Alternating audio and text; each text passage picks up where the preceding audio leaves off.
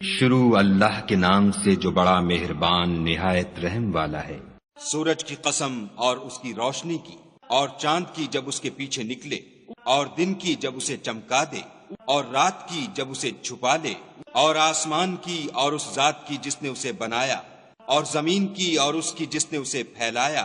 اور انسان کی اور اس کی جس نے اس کے اعضاء کو برابر کیا، پھر اس کو بدکاری سے بچنے اور پرہیزگاری کرنے کی سمجھ دی کہ جس نے اپنے نفس یعنی روح کو پاک رکھا وہ مراد کو پہنچا، اور جس نے اسے خاک میں ملایا وہ خسارے میں رہا۔ قوم سمود نے اپنی سرکشی کے سبب پیغمبر کو جھٹلایا۔ جب ان میں سے ایک نہایت بدبخت اٹھا